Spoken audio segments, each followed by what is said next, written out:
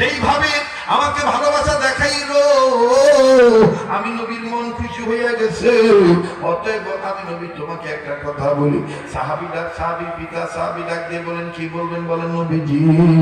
আল্লাহ রাসূল ডাক দিয়ে বললেন, ও আল্লাহর বান্দা, তোমার এই সন্তান যেদিন মারা যাবে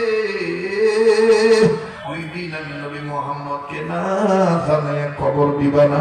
আমি নবী মুহাম্মদ নিজে তার জানাজার নামাজ পড়াবো, আমি নবী নিজে তার লাশ গোসল করে ধোয়া দেব, আমি নবী মুহাম্মদ তার গায়ে নিজেই কাপড় পেঁচে দেব, আমি নবী নিজেই তাকে লাশটা কোলে করে নিয়ে কবরে শুয়ে দেব, আমি নবী মুহাম্মদ নিজেই তার কবরে মাটি সম্পন্ন করে দেব।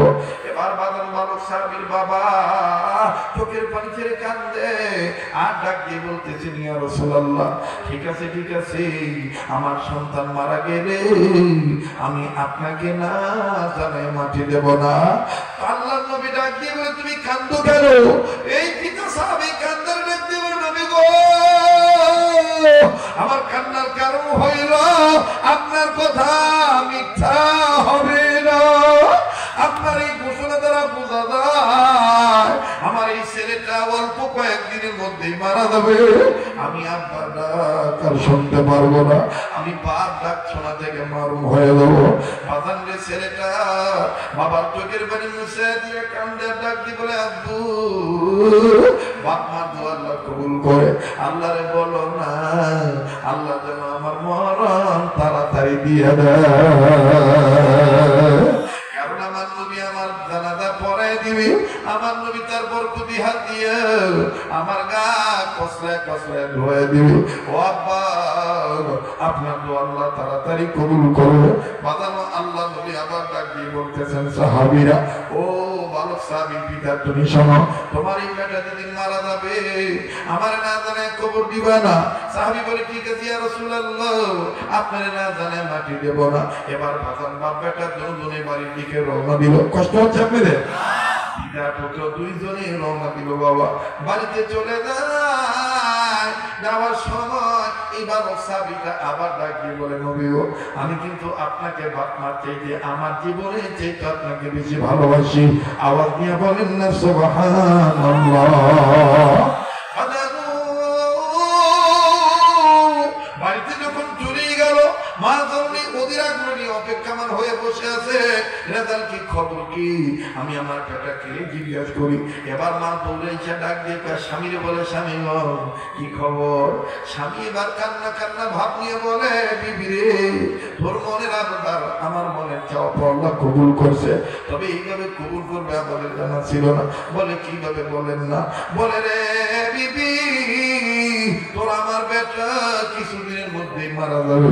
নবীজি বলেছেন, যেদিন মারা যাবে আমাদের সন্তান, যেদিন মারা যাবে নবীজির খবর না দিয়ে যেন সন্তানের জানাজা না পড়াই, সন্তানকে যেন কবরে না দেই, সন্তানকে যেন মাটি না দেই, এটা আল্লাহ নবী আমাকে বলেছেন। মা ডাক দিয়ে বললেন, ও আল্লাহর বান্দা, আমিও মা অনেক আগে স্বপ্নের মাধ্যমে জানতে পেরেছি আমাদের সন্তান অনেক দামি সন্তান, তবে দুঃখ করার কিছু নেই। আল্লাহকে সাক্ষী রেখে বলি, সন্তান আল্লাহর প্রেমে দান করে দিল।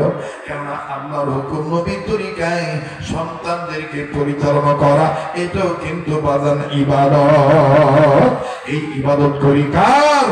সাহায্য চাই কার?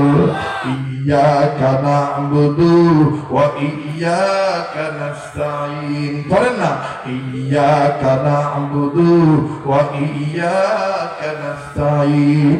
আমার ভাইরা, অনেক লম্বা কথা সংক্ষেপ করে দিলাম।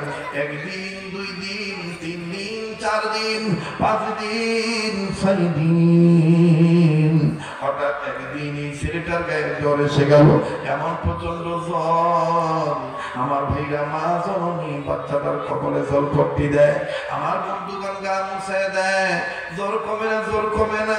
ছেলেটা কান্দার ডাক দিয়ে বলে, মা, এইভাবে মাথায় পানি নিয়ে আল্লাহ হবে না, নবীজির দোয়া আল্লাহ কবুল করে ফেলেছে। ও মা, আমি মারা গেলে নবীর খবর না দিয়ে আমাকে দিবা না, এই কথাটাই আল্লাহ নবী আব্বাজানকে বারবার বলেছে। অবাদান বলতে বলতে বাবা চলে আসে।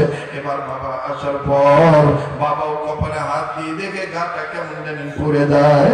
মা আর বাবা দুইজনেই সন্তানের পাশে বসে কান্নার ডাক দিয়ে বলে, বাবা বাবা আমাদের একটা ওয়াদা দে, বাবা তুই মারা গেলে তুই তো জান্নাতি হয়ে যাবি। বাবা বাবা নবীজি দ্বারে গোসল করে দিব, নবীজি দ্বারে কোলে করে কবরে নামাইব, সে তো জান্নাতি হয়ে যাবে।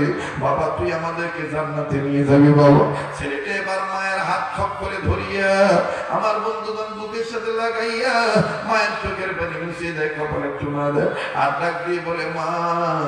আবার আব্বার হাতটাও নিয়ে বুকের সাথে লাগাইয়া বাবারও ধরে ধরে বলে, বাবা ও বাবা আমি তোমাদেরকে একটা কথা বলতে চাই। বাবা বাবা দুনিয়ার সবাই জানে আমি মারা গেলে, তুমিও জানো, মাও জানে, গ্রামবাসী সবাই জানে আমি মারা গেলে নবীজির খবর দেওয়া লাগবে, নবীজি আমার জানাজার নামাজ পড়াবি, নবীজি আমাকে কবরে নামাবে।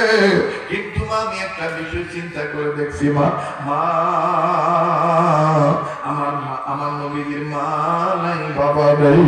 আমি আমার নবীকে আমার জীবনের চেয়ে বেশি ভালোবাসি। ও মা আমি চিন্তা করে দেখেছি আমাদের বাড়ি থেকে আবুদের বাড়ির দূরত্ব 3 মাইল দূরে, আমাদের বাড়ি থেকে আবুদের দূরত্ব 3 মাইল দূরে। মাতারিটা বুখারী শরীফের হাদিসের বর্ণনা।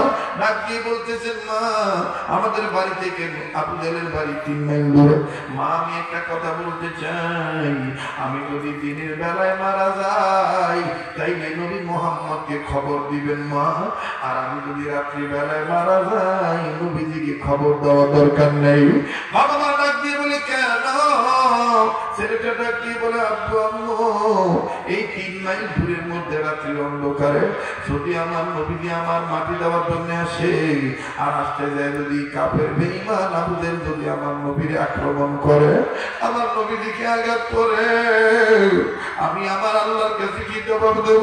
তাই বলি দিনের বেলায় মারা গেলে নবীর খবর দিবেন, রাত্রি বেলায় মারা গেলে নবীর খবর দেওয়া দরকার নেই। এই কথা যখন বললো ছেলেটার মা আর বাবা, সাহাবী মা আর বাবা কান্দার ডাক দিয়ে বলে, বাবা এই ছোট্ট বয়সে তুমি